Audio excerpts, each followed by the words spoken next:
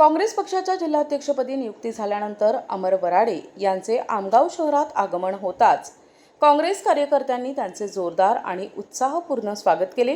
ढोल ताशांच्या गजरात, फटाक्यांची आतिषबाजी करत आणि घोषणाबाजीने संपूर्ण परिसर दणाणून गेला होता। आमगाव येथे आयोजित स्वागत कार्यक्रमात काँग्रेसचे पदाधिकारी, कार्यकर्ते तसेच नागरिक मोठ्या संख्येने उपस्थित होते। यावेळी अमर वराडे यांना पुष्पहार घालून आणि शाल श्रीफळ देऊन सत्कार करण्यात आला। अमर वराडे यांच्यासोबत महाराष्ट्र प्रदेश काँग्रेस कमिटीचे माजी महासचिव विनोद जैन, महाराष्ट्र प्रदेश काँग्रेस कमिटीचे सचिव पी.जी. कटरे, ओबीसी विभागाचे जिल्हाध्यक्ष जितेंद्र कटरे उपस्थित होते। यावेळी कार्यकर्त्यांनी काँग्रेस पक्षाचा विजय असो अशा घोषणा देत आनंद व्यक्त केला। यावेळी बोलताना अमर वराडे यांनी पक्ष संघटना अधिक मजबूत करण्यासाठी सर्वांना सोबत घेऊन काम करण्याचा निर्धार व्यक्त केला।